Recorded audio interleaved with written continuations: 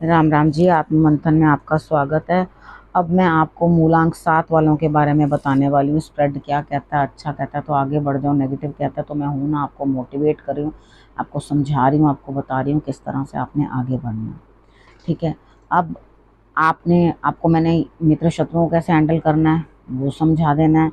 उसके बाद आपको गुरु मंत्र बता देना है। उपाय बता रही हूँ वो आपको बता दूंगी, आपने किस किस तरह से उपाय करने हैं, जहाँ ज़रूरत होती है मैं वहाँ बता देती हूँ।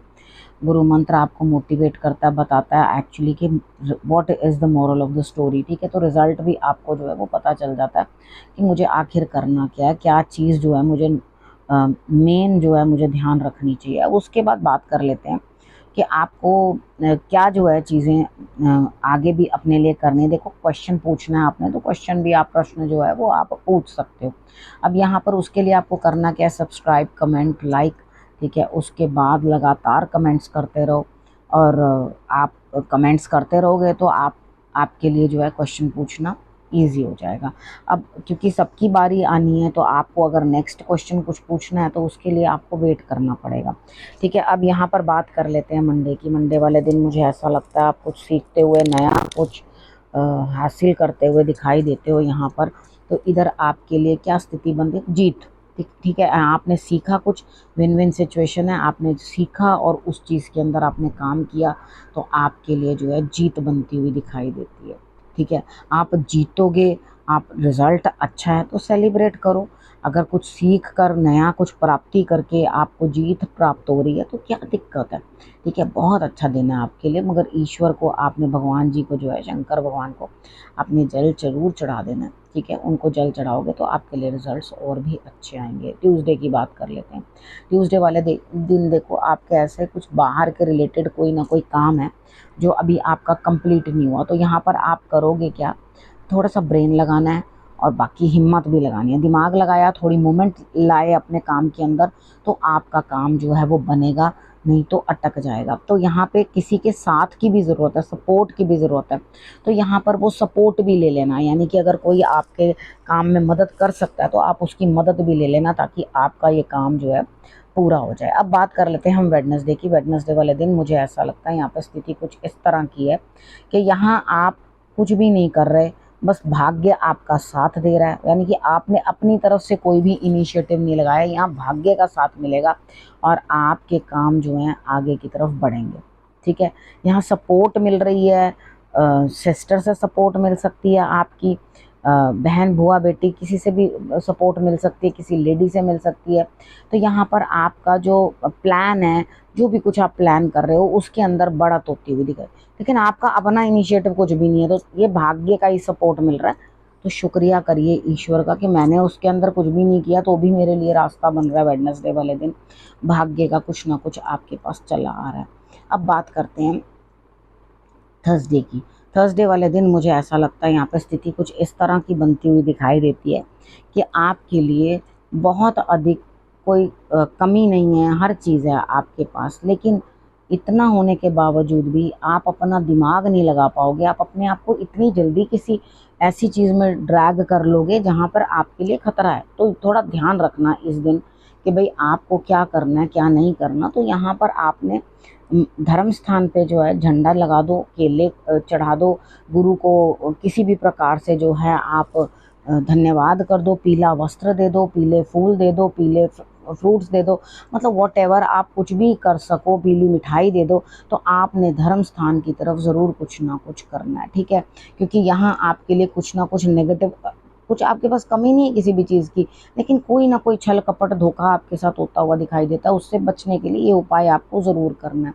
क्योंकि होता क्या है, जब भी हम गुरु की शरण में चले जाते हैं, गुरु हमें तुरंत जो है संभाल लेते हैं, हमारी इस स्थिति को संभाल लेते हैं और हम जिस परेशानी में पड़ने वाले होते हैं उस चीज़ से हम बच जाते हैं। ठीक है, अब बात कर लेते हैं फ्राइडे की। फ्राइडे वाले दिन मुझे ऐसा लग रहा है यहाँ साधारण दिन रहने वाला है, साधारण दिन रहने वाला है। लेकिन आप अपने बच्चों के लिए जो है काम करते हुए, यानी कि घर के हाउसवाइफ हो तो घर के काम करते हुए दिखाई देते हो, और अगर आप ऑफिस में काम करो तो भी अब उसके साथ साथ यानी कि वर्क के साथ साथ अपने घर की भी रिस्पॉन्सिबिलिटीज़ जो हैं आपको निभानी पड़ेंगी, आपको करना पड़ेगा। तो यहाँ आपका दिन कुछ बहुत बढ़िया निकलता हुआ नहीं दिखाई देता। दूसरों की इच्छा पूर्ति के लिए आप जो है लगे रहोगे, काम करते रहोगे। तो जैसे नॉर्मल दिनचर्या होता है भाई, सुबह पूजा कर लो, नहा लो, ये कर लो, खाना कर लो, नाश्ता कर लो, ऐसा ही नॉर्मल सा दिन आपके लिए चलने वाला है। कोई विशेष आप कोई काम करने वाले नहीं हो। बस इतना है कि अपनी संतति के लिए आप कुछ विशेष तौर पे कुछ ना कुछ करते हुए मुझे दिखाई देते हो। अब बात करते हैं सैटरडे की।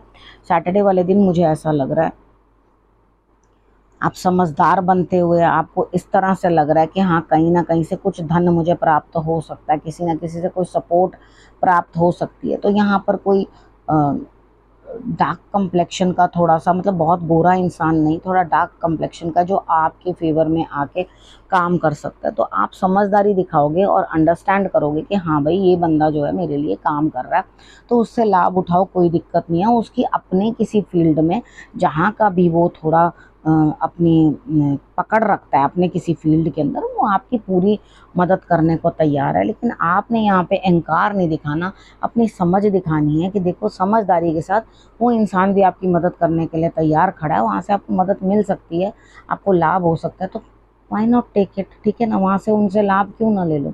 आपने करना क्या है, फूल और उसके बाद मिठाई, ठीक है, पीले रंग की मिठाई ले लेनी है और फूल कोई भी कलर के आप ले सकते हो। वो ले करके आपने मिठाई और वो लेकर आपने जो है शंकर भगवान को अर्पण कर देने हैं। उनको जो है आपने चढ़ा देने हैं, जल भी चढ़ाएं तो उसके अंदर काले तिल ज़रूर पर ज़रूर डाल लें। अब बात कर लेते हैं हम संडे की। संडे वाले दिन मुझे ऐसा लगता है स्थिति कुछ इस तरह की है आपकी कि यहाँ पर आपको कोई डोमिनेट तो कर रहा है, आपको ये तो कह रहा है कि भाई ऐसे नहीं करना, इसको इस तरह से करो, आपकी लाइफ पे कोई कंट्रोल तो कर रहा है, ठीक है। लेकिन आपको कुछ भी पता नहीं है कि इसके इस कंट्रोल से मुझे क्या बेनिफिट मिलने वाला है। यानी कि आपको कितनी बार कोई कह देता है ये काम तो बिल्कुल भी मत करना, कितनी बार आपको लगता है कि भाई ये काम बिल्कुल भी मत करना, क्या रीज़न है, इस काम को क्यों नहीं करना, इस काम को किस लिए नहीं करना। लेकिन आप वो पूछ नहीं पाते ना, आपको उतनी दूर अंदेशी होती है कि आगे जाके क्या होने वाला है। तो इतनी आगे की फिक्र मत करो, जो अभी फ़िलहाल के लिए आपके ऊपर काम आया है या कुछ है, तो उस काम को जो है उतने ही शॉर्ट पीरियड का जो है दिमाग अपना रखो, उतनी लंबी सोच मत सोचो, नहीं तो दिमाग जो है वो लगातार कन्फ्यूजन में चला जाएगा। क्योंकि 7 नंबर वालों की तो वैसे भी आदत होती है बहुत अधिक अधिक अधिक सोचते जाना, ठीक है। अब उसके बाद बात करते हैं गुरु मंत्र की।